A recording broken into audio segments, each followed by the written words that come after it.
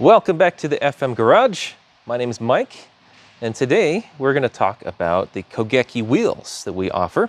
These are a Flyin Miata proprietary wheel. So these are just something that you can get through Flyin Miata. They aren't sold anywhere else. They are our design. We actually, Flyin Miata as a whole, helped design these wheels. What is Kogeki? What does that even mean? That's a funny word, I'm sure a lot of you are thinking. Kogeki is Japanese for attack.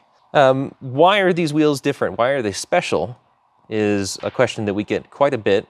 Well, for one, they're designed from the ground up. They're not shared off of another wheel. We did try to stick with some very basic and very strong structure. So, you know, it'll be some similar design to other wheels that are in the market currently for Miatas. But this design in particular, we designed everything from the hub out. Of course, we had to stick with some pretty common sizes and diameters, and we'll talk more about that in a little bit.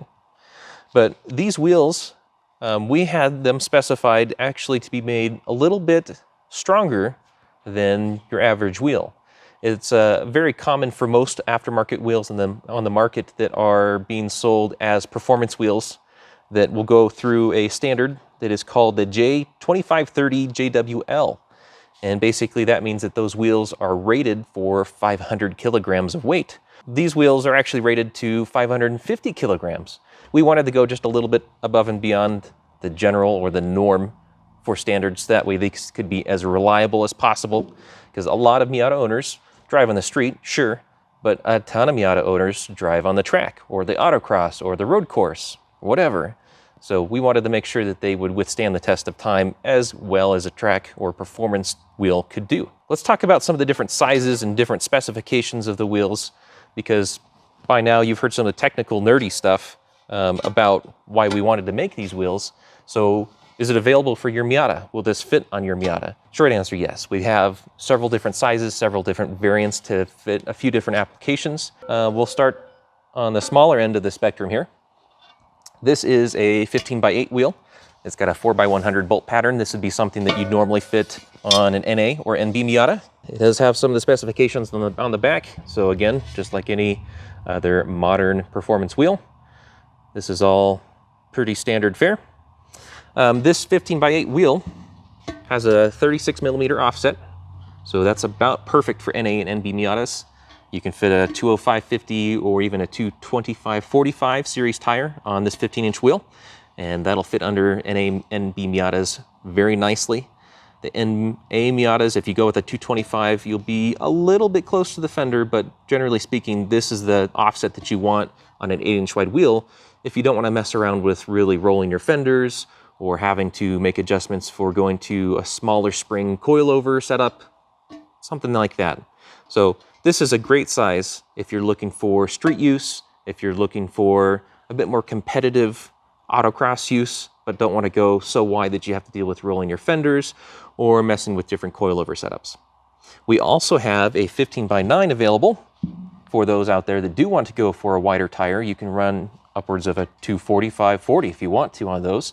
Just know that the wider you go, you're going to have to make accommodations for rolling your fenders, probably going to a coilover setup. You're going to need something at least with a 2.5-inch diameter spring or smaller to fit those 9-inch wide wheels. They also have the 36 millimeter offset as well. The 8-inch wide wheels are 12.4 pounds, so they're very lightweight. There are a few other wheels on the market that are a little bit lighter than this wheel, but we tried to shave the weight down as much as possible because we know that that's a big performance benefit for the Miata. It also tends to make the car feel more nimble and more light just from the driver's point of view. Those 9s that I was talking about, they also are very light. They are 13.45 pounds, and both of them have a plus 36 millimeter offset. Again, that's as idealized as we could get for an NA or NB Miata, with the intention of trying to lessen the amount of clearance issues that you'll have to deal with. The 15s are usually what we would install on NAs and NB Miatas. So anything from 1990 all the way up to 2005, generally the 15-inch wheels are a pretty good bet because they have a lot of tire choices. You'll fit over most brake combos. We did design these wheels with as much brake clearance behind the spokes as possible. So they have very good clearance. You can It's hard to tell, and I apologize on a black wheel, but they do have very good clearance behind the spokes. You can fit all of the factory brake options for NAs and NBs. You can also fit all of our little and big brake kits behind this wheel without any wheel spacers. I can't vouch for everybody's big brake kit out there, but there's a good chance that if you get a big brake kit from somebody, if it is known to fit under a 15-inch wheel, it'll probably fit under our 15x8s or the 9s, of course, which have even more clearance. Let's move over here to the NCs. That's this guy right here. You can tell because it's a 5-lug pattern. So instead of being a 4x100 like the earlier NAs and NBs, these guys are a 5x114.3. So this will fit anything from 2006 up to 2015. This wheel, we have them available in 17x8s as well as 17x9s. And it's the same kind of story. We optimized this with as much clearance and with the best fitment that we could for the NCs, so that way they wouldn't have issues rubbing the fenders, having issues needing to swap out suspension, that kind of stuff. Generally speaking, you can run 225s, 235s, even 245s and 255s, just depending on what width of wheel you go with. The 8s, the 8-inch wide wheels, usually a 225 or 235 width tire is a good choice. Not going to run into any fitment issues. Nothing's going to be rubbing unless you get something that's really tall. With the 9s, usually that's going to be more track-oriented stuff that are going to have 245s or even 255s. And usually with that kind of range, you're going to need to look at rolling the fenders and possibly doing other fitment tricks, such as kind of massaging the fender liners so that way you don't get as much rub as you might depending on your suspension setup. These are also tested to the same high standards, the 550 kilograms. And then they are, for the 17x8s, they are a featherweight 15.6 pounds. So these wheels have a plus 48 millimeter offset. And again, that's something that we found was a good offset for both the 8s and the 9s, just because if you're running the 8s, you don't have to worry about messing with any of the clearances or fenders or suspension for the most part, unless you're running something goofy. The 9s, you probably want to roll your fenders at least a little bit depending on your tires. You may need to do more depending on if you're doing a really wide tire, say you're doing a 255 Hoosier, you'll need more. Let's move over to this guy. This is our ND, or normally what we would recommend installing on our ND Miatas. This one is a 17x9. And you can see that it also has the 4x100 lug pattern. So very similar to the NAs and NBs, except for that this is a 17-inch diameter wheel. It also has a different offset. So for those of you that would like to install one of the 17-inch wheels from the NDs on your NA or NB, can you do it? Technically, yes. The problem is that the offset is even more conservative. It's not, because these are a plus 36, the 17s for the NDs are a plus 45. So that's going to move your wheel relative to the hub inward. And that fitment is probably going to cause problems even if you do a 17x8 on the NAs and NBs, just because at that point, the inside lip of your wheel is going to get pretty close to your shocks and your springs. So you can get away with that if you have a coilover setup that uses a 2.5-inch diameter spring or smaller, but that's up to you. In regards to the NDs though, this is a good offset. We really like the 45s. It fits very well. You don't have to worry about clearance issues. Again, we tried to dial it in for you so that way you didn't have to mess with it. The 8s fit just fine. Again, 225s and 235s are a really good size for the 8-inch wide wheels. On the 17s, that's usually what's available for ND Miatas, or readily available for most people. The 9s, you may need to do a little bit of fender rolling, very similar to the NCs and NA and Bs. And again, that's assuming that you're probably going to be running 235s, 245s, or maybe 255s. And at that point, you're probably going to be doing some rolling and fender liner massaging to make sure that you can get as much clearance as possible for the wider wheels and tires. So the weights on these guys for the 8-inch wide ND wheels is 15.95 pounds. So that's a sub 16 pound 17x8-inch wheel for the ND.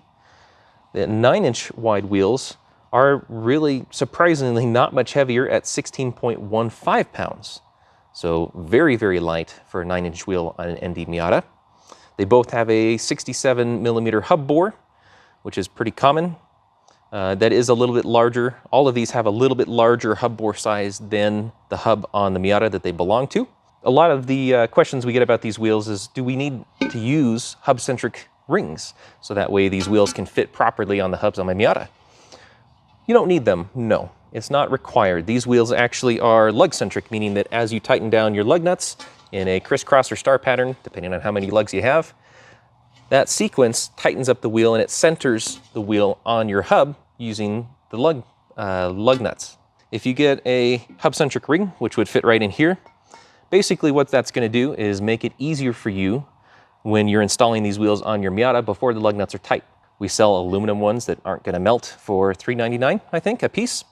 So pretty inexpensive thing to do if you want to just make it a little bit easier for yourself. One of the things that we didn't cover, or I should have covered already, but I did not, is the color.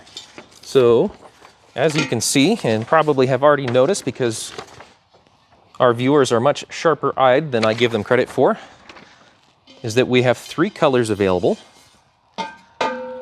So from, let's see, that would be your left, we have somewhere between a gloss, I suppose, and a satin black. And then we have the bronze, my personal favorite, here in the middle. And it is a very, it has a little bit of a metallic fleck to it, but not anything that's just going to jump out and grab your eyeballs. I like it. It's a little bit understated in a good way. And then we have the gunmetal gray, and it also has a little bit of a metallic fleck to it. This is something that if you're looking for a bit more of an understated look, but still something that looks nice without looking like a bland OEM wheel, this is a great option. These 3 colors, they're the most popular that we've had.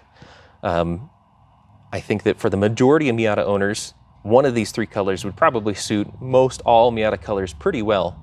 Another question that we get a lot is, what does flow-formed mean? Because these are flow-formed wheels.